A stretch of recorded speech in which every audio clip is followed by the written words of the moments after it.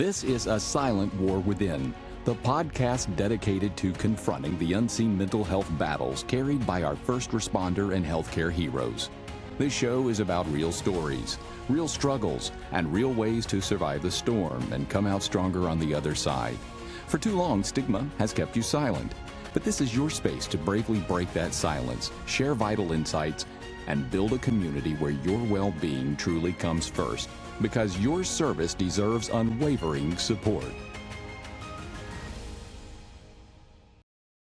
Hello, everybody, again, and welcome to A Silent War Within. We're happy to have you here today, as always. Unfortunately, Michaela, our co-host, is working, and she could not join us, so boo on that. Nurse schedule kind of sucks sometimes. I'm sure our guest can attest to that. We have somebody really special today that we've been trying to get for a while and finally got her on, so we're super excited about that. Nurse Gwenny, how are you doing today? I'm doing so well, Kevin. Thank you so much for having me. It's my honor to be here. We are so excited to have you. So part of what we do kind of here at A Silent War Within is we like to get to know the person behind the internet personality, kind of where you came from, what your why is, why you said yes to a mental health show for first responders. So give us that story. Start from the beginning. Where'd you start your nursing career? How'd you get into it? All those kind of things. Yeah, sure. So as a kid, I always wanted to be a nurse. When I was in high school, I was a pole vaulter, and I got a full ride scholarship to a university that didn't have a nursing program. And I was like, no big deal. I'll just go to med school instead. But after a year of pre-med, I was like, chemistry sucks. And I don't want to do this for 13 years, 4 years of undergrad, 4 years of med school, and then who knows how many years of residency. I just wasn't interested in that. I did not have the resilience for that much. And so I was like, no big deal. I'll just go soft sciences instead. And I got a bachelor's degree in psychology, which you can actually do absolutely nothing with few exceptions. So I did a year of social work, and that was not for me. I was miserable in that. My hat is off to anybody who does social work, especially in fields where you're working with children. I was essentially just putting kids in foster care, and I hated it. It was awful. And so I had gotten married pretty young and started having kids about a year and a half after I got married, and was putting my husband at the time through his master's degree program. I had a business as a designer and seamstress, so I was raising my kids at home while also sewing for a living, and could never get nursing out of my mind. So when we got to a point where he was done with his master's degree, I said, it's my turn. I want to get back to school. So I went through an accelerated program. So it's essentially the last 3 years of a 4-year nursing program, crammed into 15 months, and it is hell on earth, but it's over quickly. And so I went through that, immediately started out in the emergency department, moved to Kansas City a year later, and I was working in a level 1 trauma center there, which is a ton of fun, getting that high volume of trauma patients, very dramatic. It was a safety net hospital, so we saw a lot of just, it was difficult. It was a difficult place to work. It was routine assaults. Like, it was just part of the job. That I work at a smaller facility now, and I was actually reading an article yesterday about the incidence of assaults specifically toward nurses in the hospital and in the emergency department. And I was reading the statistics, and I thought, oh my goodness, I'm so far removed from that. That used to be kind of the facility that I worked in. It's just on a weekly basis, we would get punched, a full urinal thrown at us, somebody spit at us, tackled. And that doesn't happen where I'm at now. And I'm so thankful that I'm kind of far removed from that. But after I had been there for like 3 years, I was like, I got to get out of here. This is wearing on me. And so that was when I went to fly, and I was a pretty darn good ER nurse at the time. And I thought that was going to translate to me automatically being a good flight nurse.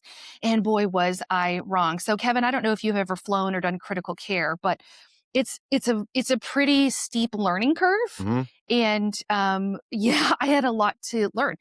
And so I felt like I had worked hard to get where I was, and you have to get your advanced certification, so your CFRN, within 2 years of hire, or you're on the chopping block. They get rid of you.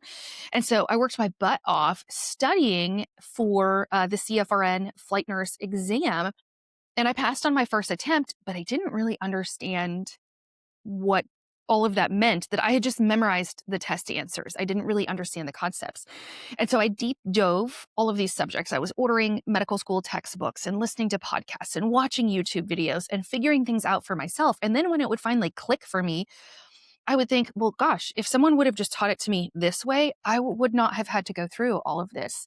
And after doing that enough times on enough subjects, and agencies here and there were having me come teach in their paramedic refresher, and this agency would have me come speak on that. And it just kind of organically grew on its own. I didn't mean for any of this to happen.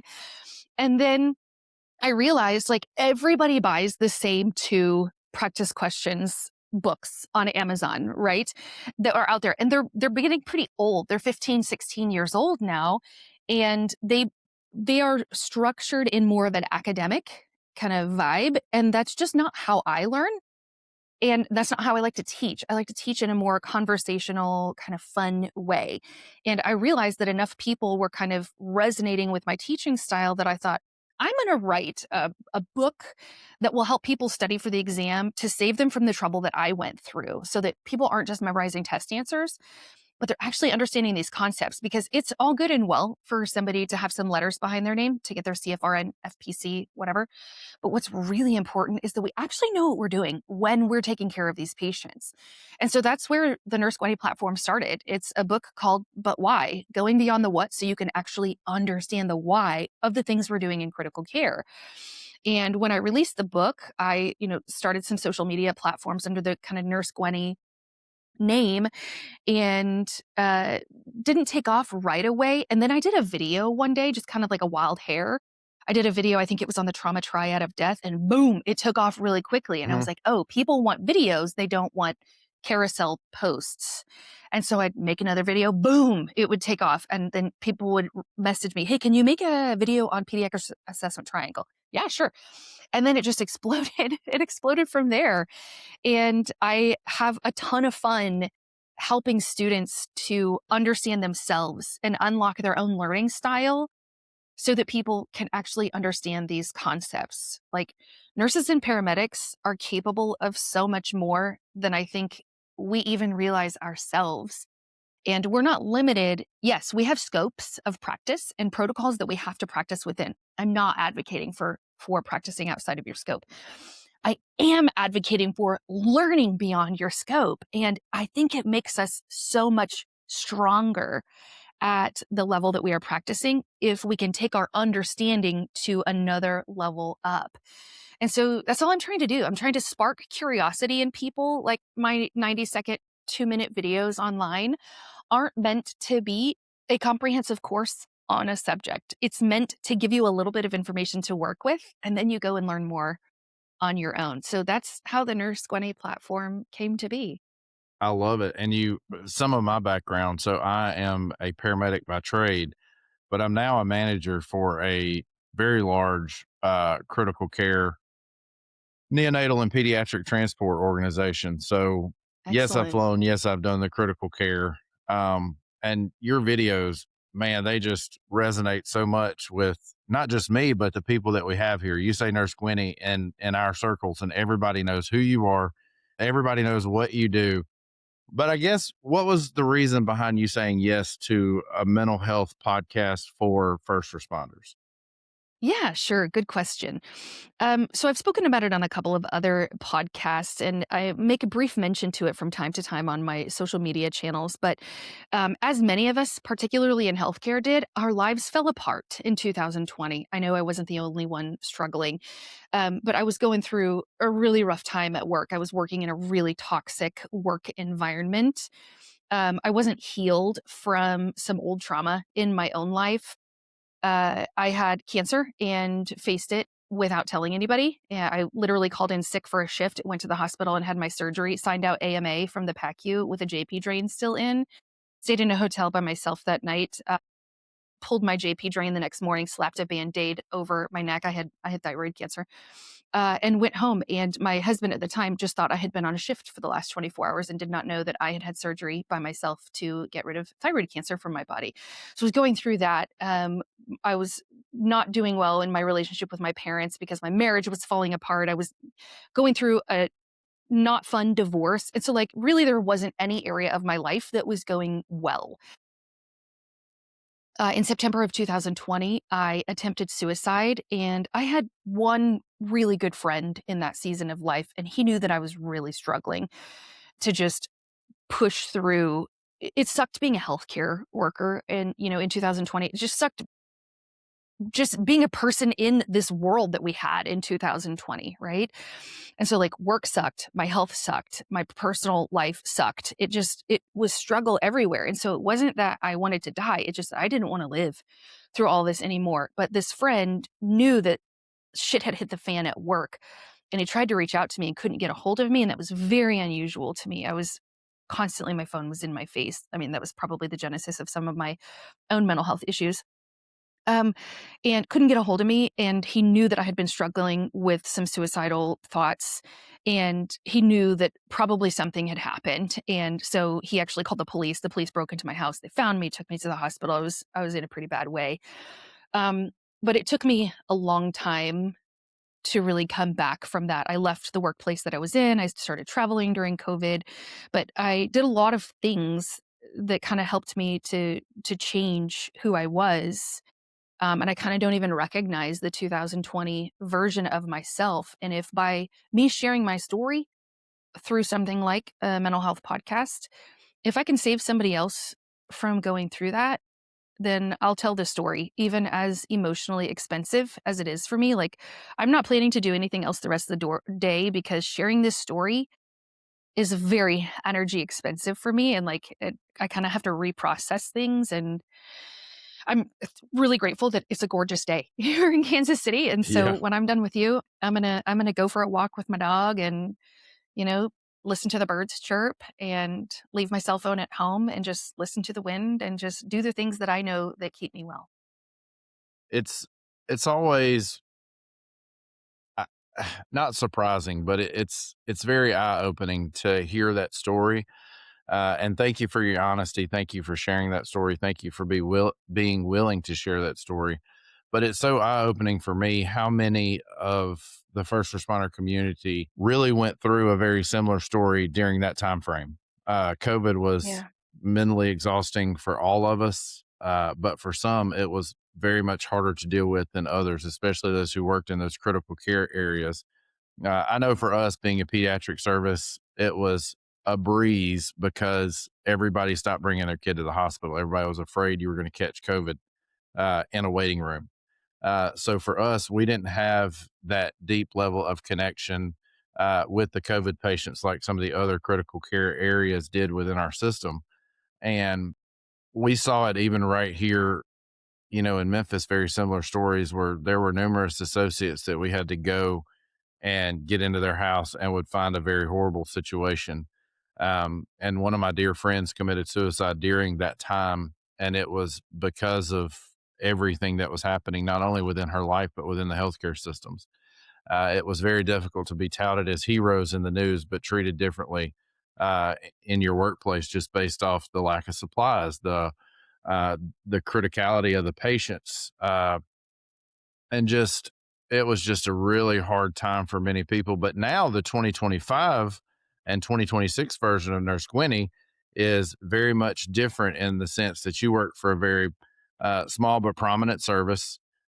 You have featured your helicopter, which is the coolest helicopter on the face of the planet, it uh, is. It is. nu- numerous times, and you kind of dedicated yourself to education. Where did the shift happen? Where did you go from the 2020 Nurse Gwenny to the now version of Nurse Gwenny?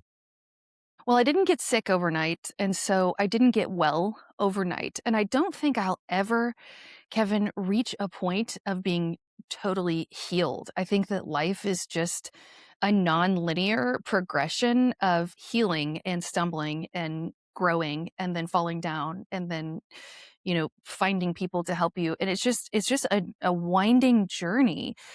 And like I said, I didn't get sick overnight. I remember my first intrusive thoughts of it would just be a lot easier to escape this if I wasn't alive. I remember being in third grade, and I never told anybody. I don't think I've ever publicly shared that. I think my parents would lose their minds if they knew that I was having these struggles even as Yeah. a child.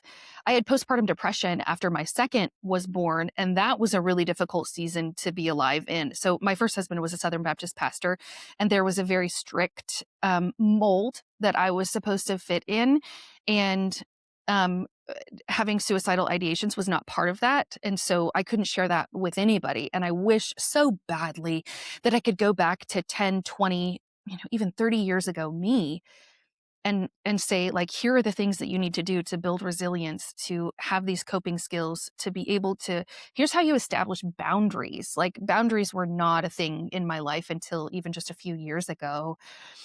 And so I'm really hopeful that it seems like, I don't want to say mental health is cool, but like it is an in vogue thing to do, to learn about ourselves and not to pathologize everything, but even in, just like I make videos on TikTok and Instagram about, pediatric assessment triangle or shoulder dystocia or any of these clinical topics for us medical providers, there are also therapists out there that are teaching skills. Okay, here's how you can learn to set boundaries. Learning your Enneagram type and learning what are your motivations, what are your patterns, what are your thought constructs, and here's how you can build more resilience, or here's how you can be stronger.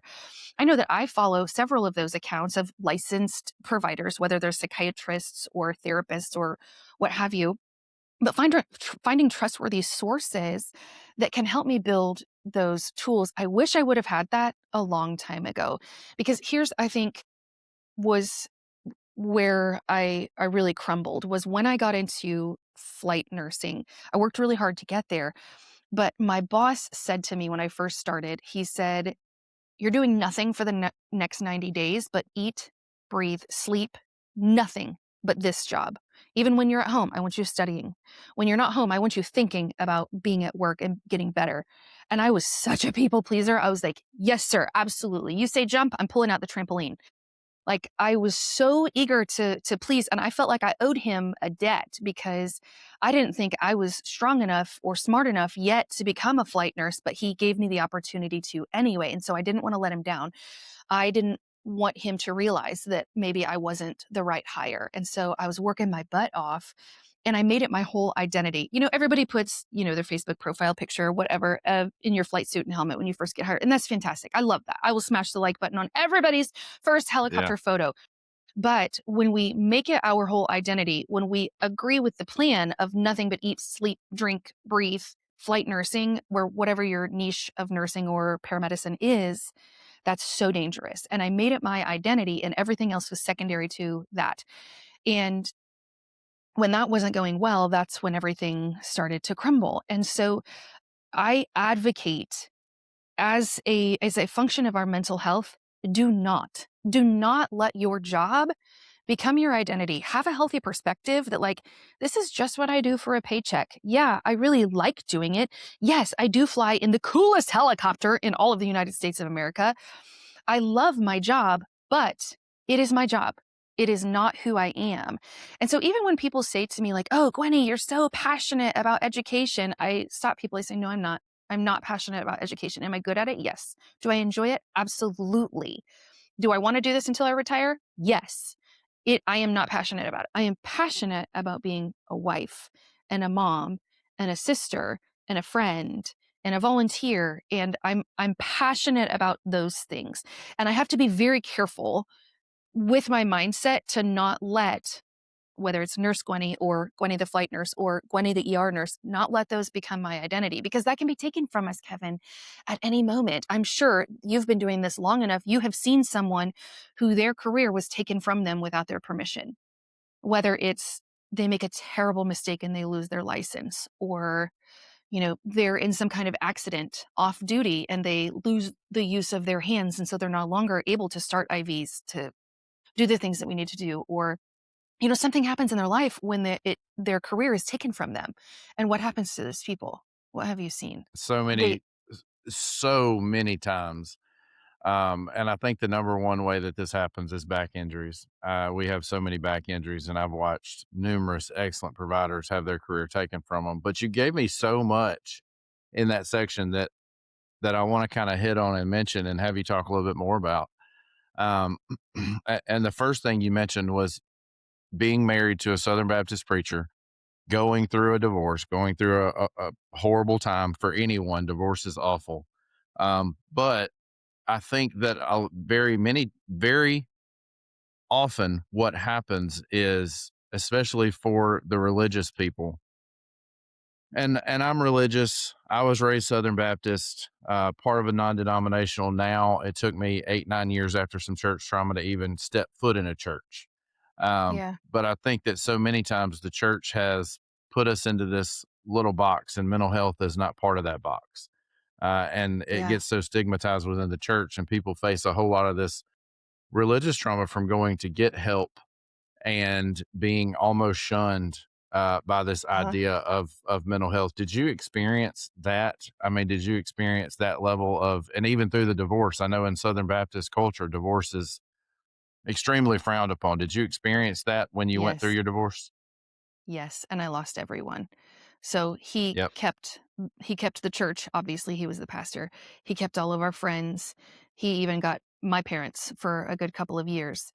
And so not only did I lose my marriage, I lost my social structure because the church, when you are a Southern Baptist pastor, the church is your social circle.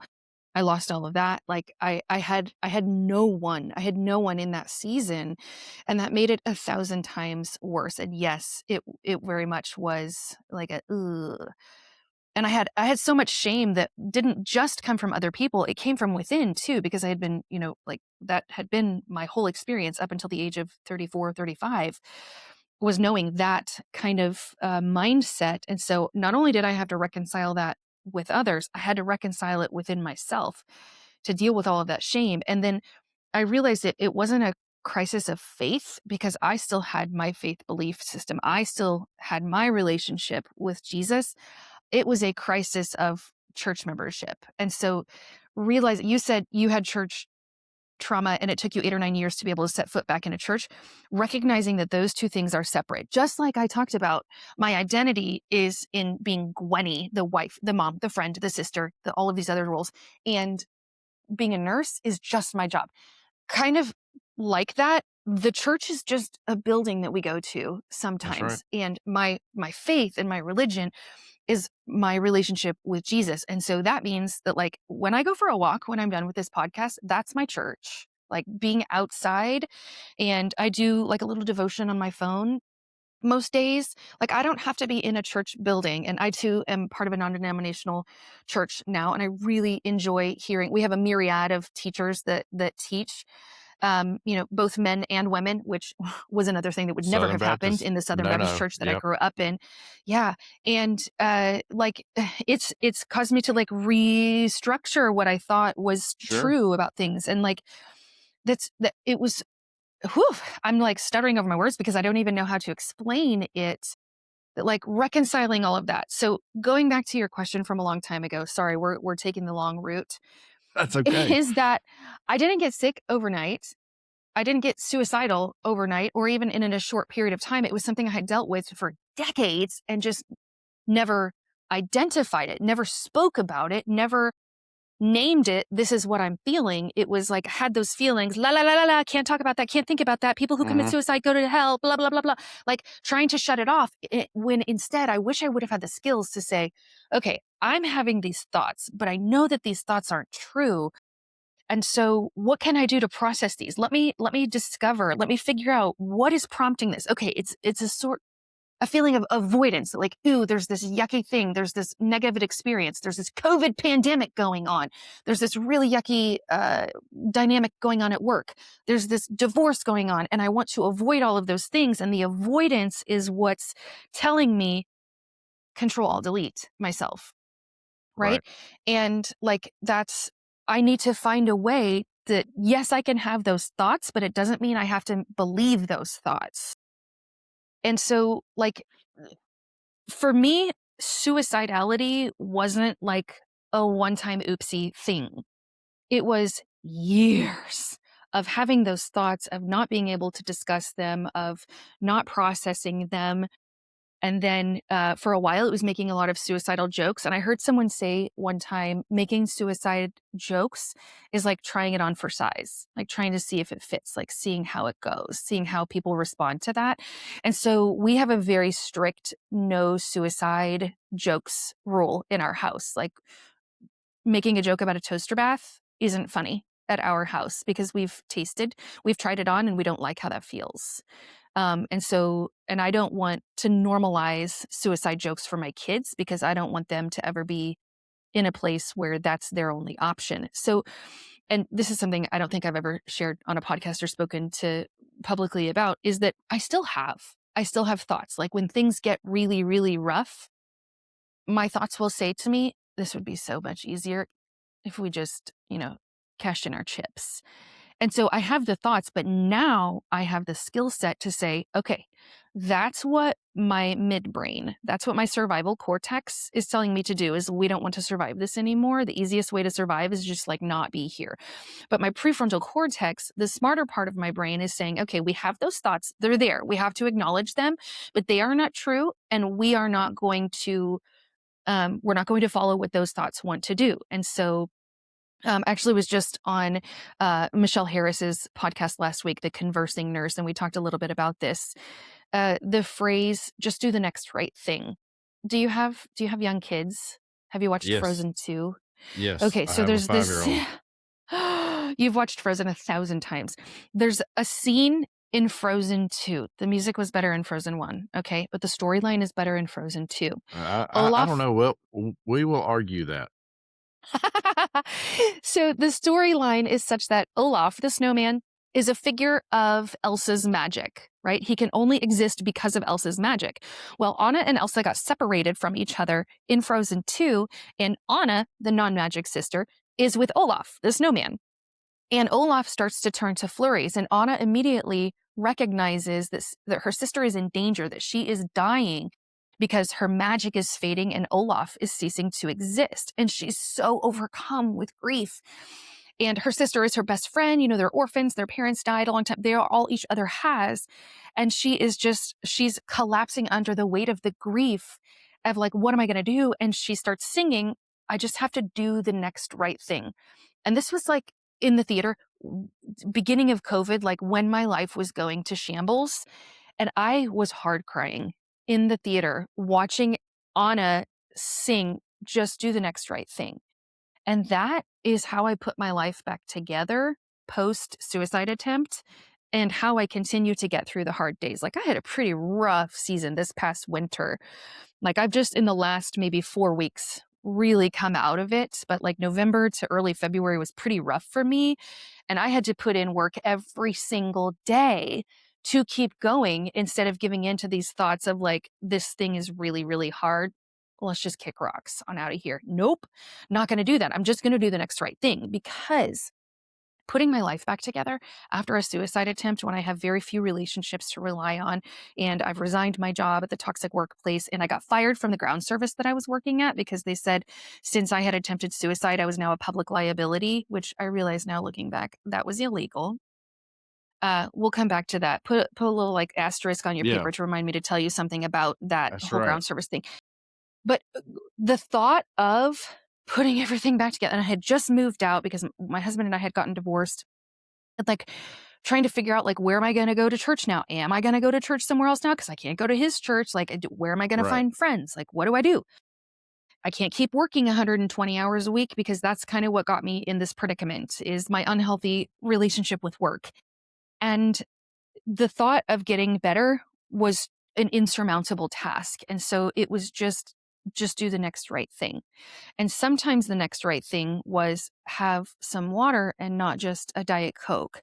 And sometimes the next right thing was take your headphones off and let's not CrossFit with music at 150 decibels in our ears. Let's take the headphones off and go for a walk. My therapist told me I was CrossFitting like 2 hours a day. I looked amazing, was so unhealthy on the inside. it was just like funneling all of my rage into, thrusters and squat cleans and all kinds of things. He said, Gwenny, I think that you ought to try going for walks and doing some yoga. And I was like, Dr. Lore, you're full of shit. Like CrossFitting and running 5 miles a day, that's where it's at for me. And he was like, I just want you to humor me. And I was like, me, this specimen of excellence going for a walk? And he was right. It took me a long time, like probably a year, to recognize and to admit, Dr. Lore, you were right.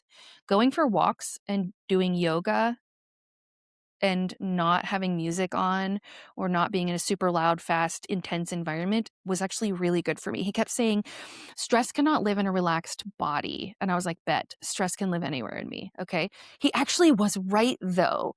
And so sometimes the next right thing is going to my quiet bedroom with just one candle, so there's barely any light in there, and turning on just some nature noises at a very low level and just doing some yoga and spending time meditating and getting in touch with myself and doing an assessment. Okay, how am I feeling today? Like, how's my thought life? Have I been resting? Have I been honoring my body with its need for nutritional food, or have I been eating garbage that I have to unwrap from a paper? Or, have I been sleeping enough? Am I spending time playing enough, or am I working too much? And those are the next right things. And I have found that when I'm, excuse my language, I call it in the fuck. Like that's my code word that like I love that. to my husband or to my best friend or even to my little brother, I'm very close to my little brother, I can just send them like in the fuck or just even ITF. That means like I am struggling hardcore. Like it's loud up in my noggin right now. And so my small circle of really close relationships, those are the people who can do a check-in and be like, what's going on? Did you have a really tough case at work? Yeah, I had a pediatric cardiac arrest. It's really been keeping me up at night and I'm struggling with that. Or, these kids, they're the light of my life, but holy shit, they exhaust me to no end. And parenting is really hard. We have 5 kids, age 18 to 8. It's really hard. And owning a business is really difficult. And still working 2 clinical jobs is really difficult. And sometimes the end goal is too far away for me to be able to discernibly grasp. And so it's just a whole bunch of the next right thing. And if you just stack enough next right things up end to end, eventually you will have summited that insurmountable problem that was in front of you. And then you look back and you go, my gosh, I did it. All of those little things, that resilience building that I did, that book that I read, that time I made that choice to go to sleep when I could have picked up an overtime shift, or all those little decisions, I see now how they built up to getting me to this point of wellness.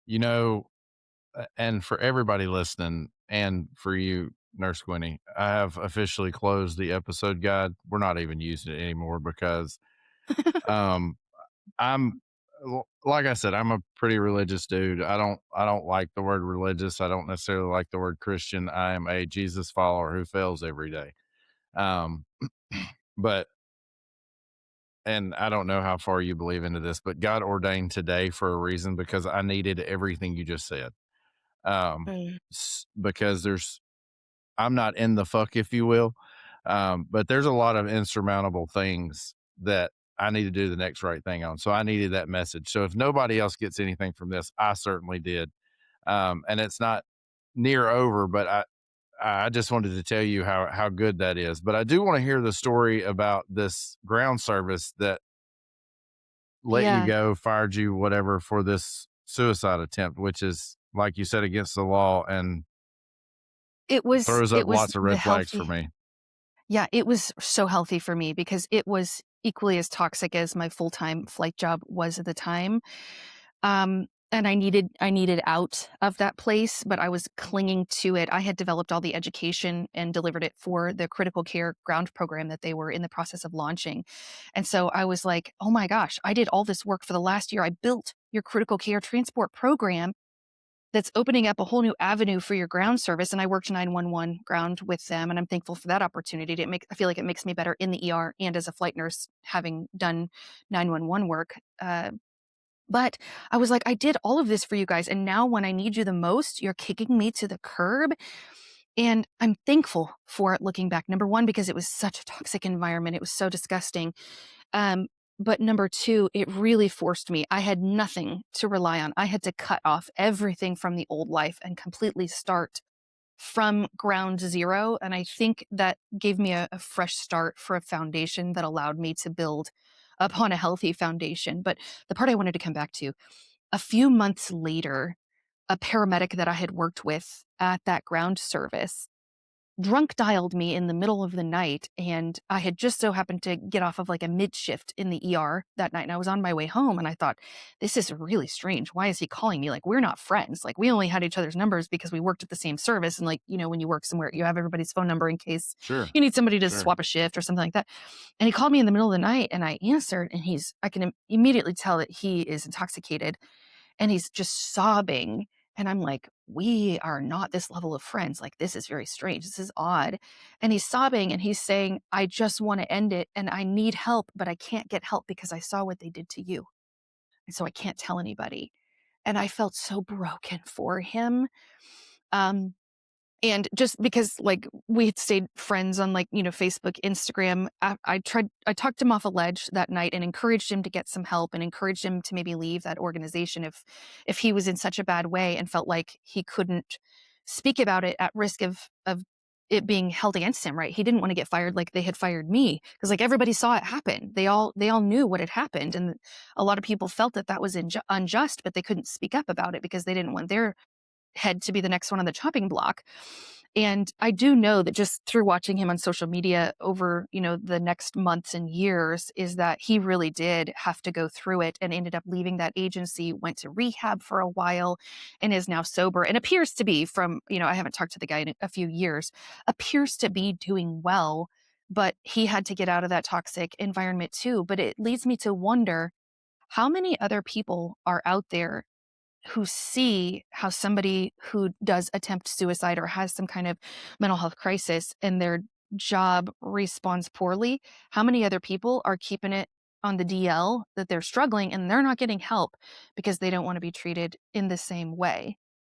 And so because of that, one of my crusades, I have many, one of my crusades is that number one, I don't talk shit about patients at all, ever.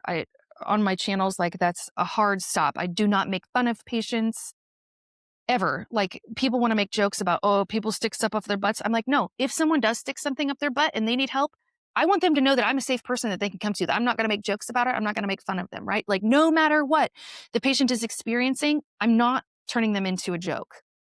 But especially patients with a psychiatric crisis, I really try hard to avoid the phrase psych patients, because I feel like it unfairly puts everybody into a bucket with a myriad of problems. It could be someone who's struggling with addiction. It could be someone who has organic psychiatric illness like a schizophrenia or something like that. It could be someone who is just having situationally circumstantial depression, right? Like horrible things have happened in their life. It could be someone with really traumatic, it's so many things. And to put all of those patients into one bucket and call it psych patients and to be annoyed by those, I don't understand the culture. I see it most in ER nurses and in street medics and 911 medics with psych patients, with patients with suicidal ideations. Now, yes, I'm not going to deny that there are people who abuse that. Oftentimes when I used to work at the safety net hospital, there would be a lot of patients on really cold nights that would come in and they would say, I'm suicidal, because they know that guaranteed them a warm bed and meals for the next few days. So I'm not saying that abuse of the system doesn't exist. But what I am saying is that we cannot throw the baby out with the bathwater. And we cannot refuse to meet these patients with compassion and kindness and gentleness when they need us the most by being irritated and acting like they are a bane to our existence. Like it really chaps my hide when I'm working in the ER and I hear someone go, ugh, we've got another SI checking in out front. Okay, let's pause for a second and think about what that patient is going through. And you're pissed off because you got to find a sitter now, or you got to find a room for this patient to go into. Like, what if we stopped and considered the patient's experience before we considered our own annoyance or inconvenience? So, and part of that comes from that paramedic reaching out to me and saying, I need help, but I can't because I saw what they did to you. Why do you think that culture exists in agencies even still today in 2026 when mental health has gained more ground and gotten more voices behind it? Why do you think that culture still exists within services like that? You know, Kevin, if I look under that rock, I can't help and my first degree is in psychology, and so I like to combine what I know of how the mind works with what I know as a nurse. I can't help but think that maybe that's a little transference from people. Is maybe the worst offenders of that shitty attitude are perhaps those who are struggling the most, and it's still in their subconscious, or it is in their conscious mind, but they don't want to come to terms with it. That's my best guess. I could be wrong. What do you think? You know, that is probably one of the best explanations I've heard, and that makes a lot of sense. But I think it also has a level of fear attached to it too. A lot of times we fear the unknown, and if you've never dealt with anything mental health, other than in the back of an ambulance as a paramedic or in the ER as a nurse, if you've never dealt with it personally or had a family member that's gone through it, you don't realize how truly tragic this is and how it can break up families. It can alter the person forever. um, I am altered forever. So to tell you a little bit of my story, back in 2017, I had a pediatric drowning. I talked about it numerous times on the show, but it was extremely difficult for me. I went through all of the what could I have done better. I was the reason this child was not going to make it. We wound up got kind of handed, what was essentially a dead 4-year old, and I just worked and worked and worked and finally got a pulse back. It was an epinephrine induced pulse for sure because we had Yeah. been just working and had time to tell the referring or the receiving facility, um, hey, we're 5 minutes away and I just got a pulse back. So we had a team waiting for us on the tarmac type deal, the ambulance bay. And that's when I got introduced to the company that I now manage now, because little did I know they had called a helicopter in the midst of me coming in, and within 10 minutes, that baby was at a level 1 trauma center and still had a negative outcome. And I felt like I did Yeah. absolutely everything right. But I was a barrier. I buried everything inside. I didn't talk about it. I called my wife then and I said, I'm not okay. I just have to leave work. And she came and got me. She was not going to let me be alone. She was great. She's always been great and very understanding and kind and just gentle. And but after 3 days, I was like, "Okay, I'm fine," ready to go back at it. Never really sat with it, never processed any emotions, and then in 2020, when all the COVID stuff got worked up, and of course, we had a child in 2020, our hospital leadership changed. Everything about my life was kind of felt in limbo. Um, so all that just one day over something silly, some stupid argument that I can't even remember what it was about. And it wasn't even really an argument. It was just a heated discussion. But I, for lack of better terms, lost my shit. Beat up my shed, scared my family, had this very rage filled anger outburst. And she left. I mean, my wife took my child and left. She was afraid of me. Never something that I wanted, never something I expected to happen, and that dent in my shed is still there. And I look at it and know that that's where my mental health journey started. Because after that, I went to get help and found out that there was so much inside that I had pushed down, even things from my childhood that I had not processed. And I think if people don't go through that and don't have that realization of like, oh, this is real, this is not just something somebody is struggling with, um, this has such far reaching arms that can touch so many different facets of a person's life. I think if you don't deal with that and you don't respect that and recognize that in somebody, that you constantly will say, oh, we don't need that here, or we don't deal with that here, or I'm not going to deal with that personally. I'm not going to talk to that person. And it just so much multiplies the problem when you don't confront it and you don't deal with it. And from a leadership perspective, and of course, we developed peer support and we've got hospital backing and we've got all the things in place. if somebody does go through some type of mental health crisis, and we refer them out to specialty counselors that have dealt with first responders their entire career. So we're lucky in that, but it wasn't until me and about 5 others really got behind that idea that we even adopted a policy that says you won't get fired, you won't have any negative circumstances come on you. But from a leadership standpoint, it's really hard to think of how a leader of an organization would react that way or do that thing that says we don't care or it's not important to us, because people, to me, people are our number one asset. And when you push somebody out the door, it it only hurts you and the company and the morale and everything else involved with it. I think it's really an epidemic level problem that we have, especially in EMS and healthcare in general, that we constantly shy away from the hard things. Maybe it's because we deal with hard things all the time. Yeah, I think you're right.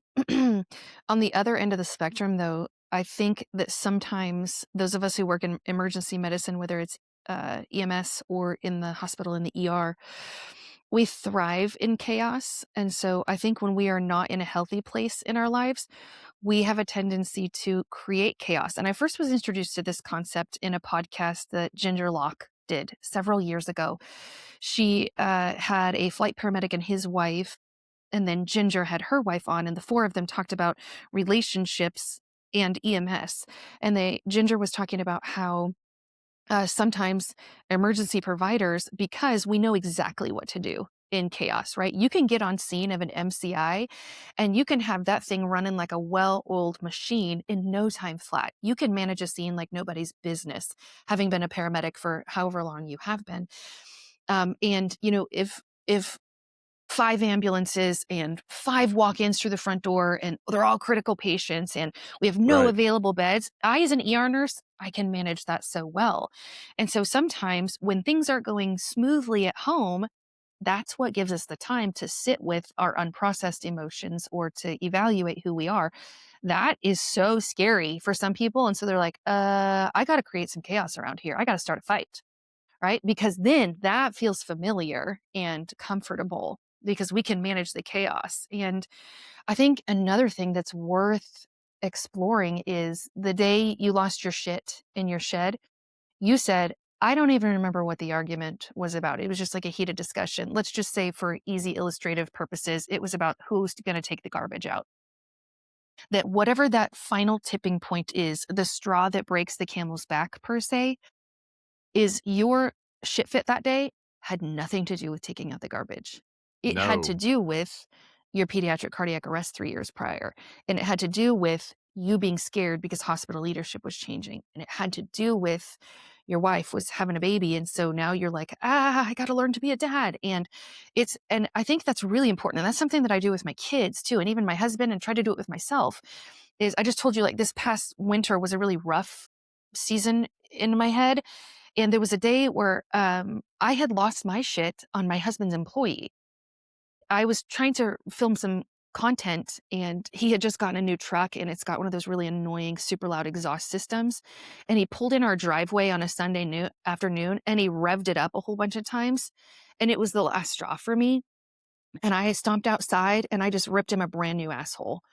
And I was like, you are right. And I just yelled at him. Like, I have no business yelling at him. Like, it's my husband's Yep. employee. He's not anybody that lives in my home or anybody who's under any kind of, I don't have authority over him. And I stomped back in the house, and my husband came back in a little bit later, and he was like, are are you okay? Like, I thought you were joking when you started unloading on him. And then I realized, like, you're serious. And I burst into tears and I said, I don't think it's about what his name is. I don't want to say it. I don't think it's about him revving the truck. And I don't know what it is about, but I'm not okay right now. And I just lose it and I bawl. And he's like, let's process it. Let's talk about it. Like, how's your body feeling? Okay. How's your heart feeling? How's your mind feeling? Let's go through all of this. Are we meeting your body's needs? And so he and I have learned in our relationship with each other, we've been married for 2 years now, Feels like we've been together our whole lives, but we've learned how to interact with each other and support one another. And I'm so thankful to have that. I wish that kind of love on everybody, that you have somebody that can see you falling apart and you can lose your shit and they can go, I don't think it's about the garbage. Or for me, I don't think it's about the revving truck. Let's figure out what it is about and then let's help you get through this. And so he was like, I'm cooking dinner for everyone tonight. I want you to go get a pedicure and I want you to like just enjoy peace and quiet and like do something for yourself. And I was like, yeah, okay. So I did that and I came home and I was like, okay, this is the start. Like a pedicure is not going to fix everything. But like, Right. I think we've at least acknowledged like some shit is going on, right? And Hmm. for you, that's exactly Right. what you did. It wasn't about you punching a hole in the shed wall that scared your wife. It was about she realized it was all of this going on in your life and you needed some help. And thank goodness you were able to get that help and to learn to process all that you had experienced. And something you said earlier struck me as well. I feel like this is a lifelong process. Like you fall, you get back up. It's not linear. And I think many times we put the categorization on mental health is it's linear. Like, okay, you went through 6 weeks of therapy, you're good. Well, not necessarily. I'm still learning how to listen to myself, listen to my body, watch my triggers, all the things. I Mhm. struggle with anger, obviously, um, but it's been a process to walk through that and go, what are you truly angry about? Are you angry about the trash for illustration purposes, or are you angry about something that's not dealt with? And I think it's so funny the way you described that and how we love chaos and how we love to have that management of chaos. I can certainly reflect back and see that. And if you read, uh, Jason Sautel's got a book called The Rescuer that's great. A Thousand Naked Strangers by Kevin Hazard. If you read some of these books that are from people who have dealt with some type of mental health crisis in their life, what you'll find is that many times healthcare and first responders, we love that crisis so much, or we love that chaos so much that we do create it. And if you read the accounts of some of those folks that I mentioned and others, Cody Meacham is another one that wrote an independent book that is just fantastic. Salty Paramedic is another one. But you I see have read them his in book. It's yeah, great. and you see them in their life create that chaos. Once they start to struggle and it gets kind of quiet. And I always said that I hated the quiet because it allowed me time to hear myself. Mhm. And I never really knew what that meant until I started going to therapy and got told, well, it's because you're having to sit with your own problems. You're having to sit with your own thoughts. You're having to sit with your unresolved emotions. And it's taken a journey to get to where I can go, it's not about the trash. It has nothing to do with the trash. It has, what is it really? And have to dig down a little bit and figure out, oh, it's about that call that I worked. So I guess my question to you is, how do you working for a flight critical care service that obviously does scene calls, right? Mhm. We do. How how do you manage all this? I know my particular answer, but how do you manage the mental health part of it that you still struggle with, that you admitted and said? How do you deal with that in seeing the tragedy and having a front row seat to people's worst day? Yeah. It's not easy and it takes being ready for it before I need the help. I actually did a video about this a few months ago on social media where I put up a big ladder on my back patio and then my kids have an air Hmm. track. It's almost I like a saw really this. long, Yeah. skinny air mattress, right? And so I talked about how I cannot wait until I am on the top rung of the ladder and already in the process of falling before I put down the air track and some cushions to land on. I have to, on a daily basis, be putting out the cushions and the air track, and I have to be maintaining that safety net so that if one of my calls ends up with me on the top of the ladder and falling over, I have a safe place to land. And I think in 2020, I had never been taught these concepts of resilience, and I did not have great coping skills. And I didn't have good relationships, and so I didn't have a safe landing pad, and so when my ladder fell over, I landed on the patio on the brick patio and it wrecked me. And so being ready before you need it is super important. And I think the other thing that really helps me to do well is the team that I work for is an incredible program. I drive 3.5 hours each way to work. So I get up at 3:15. I make it to work by 7 a.m. I work a 24-hour shift and I drive 3.5 hours home. So I only do that about 3 times a month. So I'm not doing it twice a week or anything like Yeah. that. Yeah. It is still a crazy long drive, and I get a lot of people that are like, "Why on earth would you ever drive that far from work? There are closer helicopters to where you live." And I'm like, "Yeah, but there isn't this program." Yeah, it's a cool helicopter, but the part I love the most is that the standards are exceptionally high at this program. You know, our education coordinator, she's incredible. She puts together great scenarios for us, and we're constantly learning. And our medical director is super involved, but my manager, he really cares about us. He has very much like almost like a dad or a big brother vibe about the team, because he just took over the director of our program a couple of years ago. He had flown for our program for something like 20 years. So he was one of us. And so in his leadership role, he knows what it's like to be a crew member. And so he advocates for us. He fights for us. And he will call us. He'll call us at 2 o'clock in the morning because he gets, of course, all the lift requests and things on his phone. And he'll say, "Hey, I just saw that you ran this pediatric call. Do you want to talk about it? Like, do you want to go out of service and have some time off? What do you want to do?" And my medical director, I had a pediatric cardiac arrest that kind of started my winter season of in the fuck. It was a really bad pediatric call that felt really unjust for the patient, and I was not okay. After that, like I was it just so happened to be on the ambulance that day. We weren't flyable, so we move into the ambulance, and I got back in the ambulance and I cried so hard I about threw up in the back of the truck because I was in distress over this call. And my medical director called me and he walked me through it. And he said, "What do you wish you would have done differently?" And I said, "Nothing. There's nothing I could have done differently. I just wish the outcome was different." And he said, "Okay, are there protocols that would have helped you? Are there other skills that would have helped you if you could have done X, Y, or Z on this patient?" And we just walked through it. And then he said, "You did all the right things. Like, this isn't your fault." And I knew in my head it wasn't my fault, but I was still just as upset that the patient had had the bad outcome. Like, it wasn't okay with me that it wasn't my fault, but this patient is still dead. And so having the really great team that I'm a part of, the great bosses, the medical director who actually gives a shit, like that stuff, that's worth driving 3.5 hours each way Absolutely. for.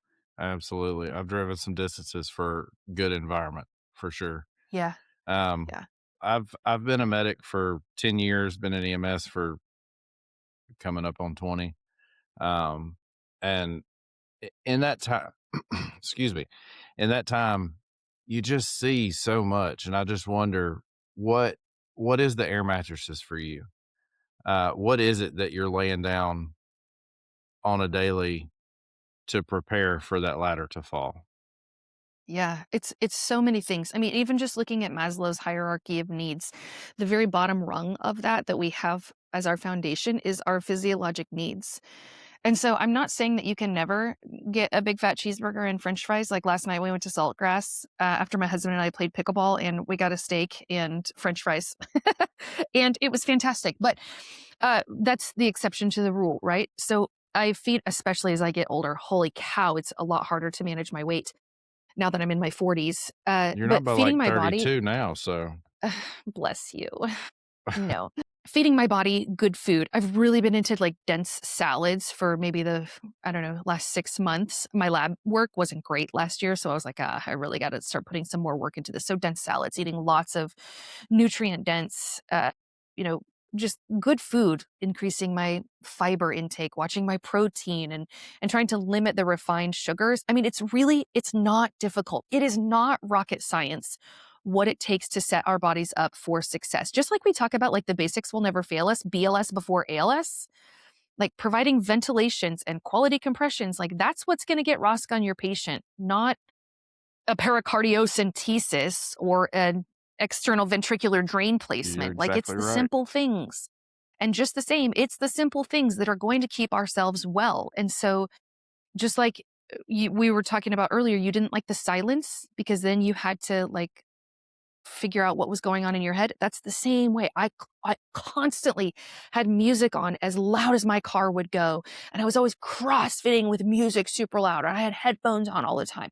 I never had silence because that's when I had to face myself. So now I intentionally, like when we go to church on Sundays, we all leave our phones. My husband, myself, my kids, we all leave our phones at home. Don't even take them to church with us. And when I go for walks, like sometimes I'll have headphones on if I want to listen to a podcast or maybe listen to a music, but there are times when I decidedly choose not to have headphones on or music in because I need to listen to the silence.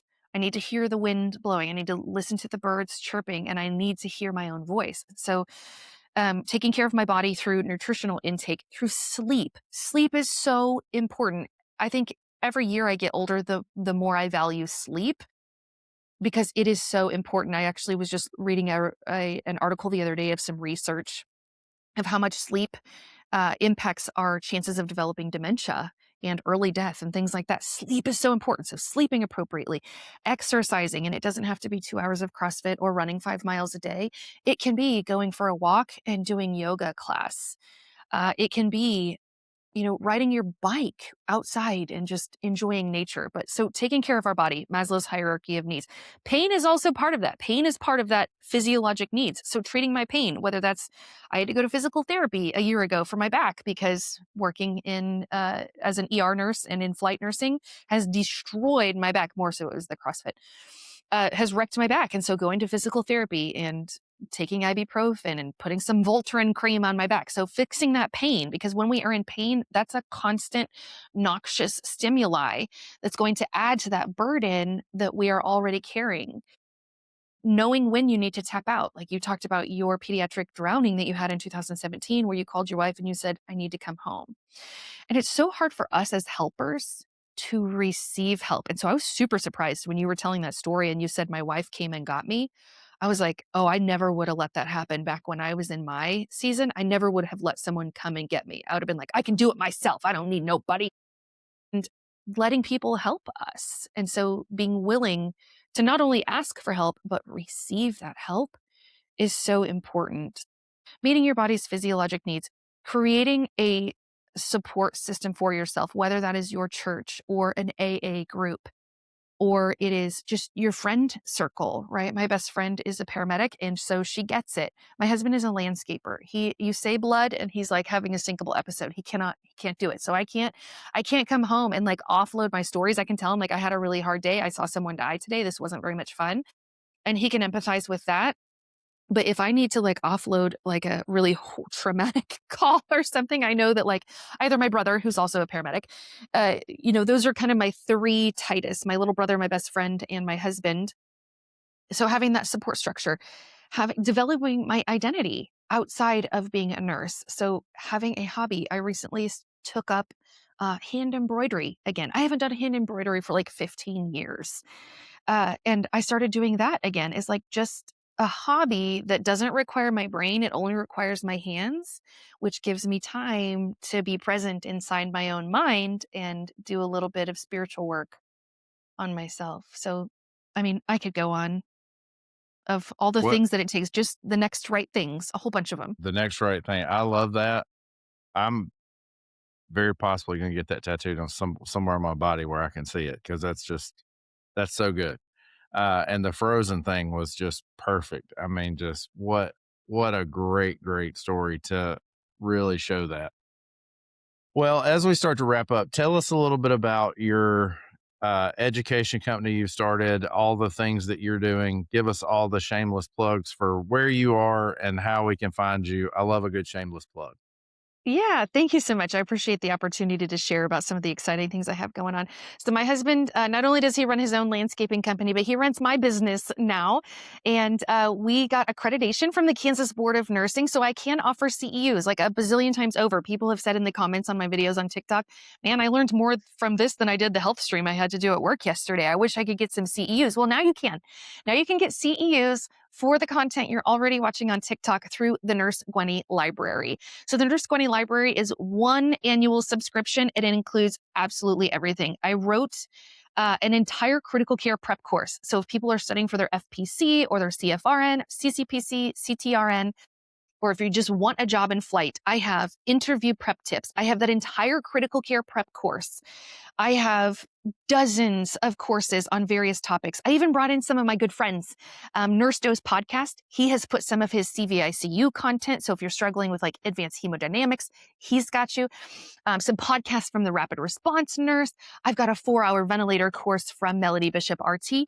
All of it is included in the Nurse Gwenny Library subscription, and you can find it at nursegwenny.com. Subscribe to the library, and you get all of that content. We also have monthly live sessions where I get on there, and like if you are a nursing student and you're preparing for your NCLEX, bring your questions.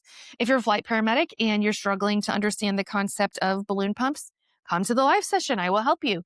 If you just want to shoot the shit and we'll just visit, come to the live session, and it's free for all of my Nurse Gwenny Library subscribers. And you can find me on TikTok, Instagram, Facebook, and YouTube with all of my daily videos. And and all of my books are available at nursegwenny.com as well. And all of that will be linked in the show notes below. So if you're listening, just click that show note and you'll find it. Nurse Gwenny, thank you for joining us. You have been an awesome guest. Hopefully when I send this to your husband, this could be a whole mental health class, because you have taught an absolutely beautiful way to deal with your mental health. And I'm so happy that you were able to get on with us.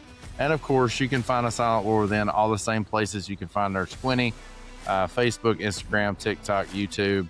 We stream. Obviously, put the video on YouTube. We stream video on Spotify, and we also stream on Apple Podcasts and a few other small international podcast directories there.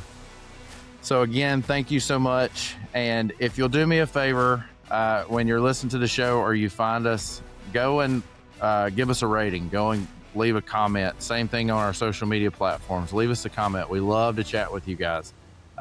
Our social media manager does a fantastic job of interacting with absolutely everybody. I jump on and interact from time to time.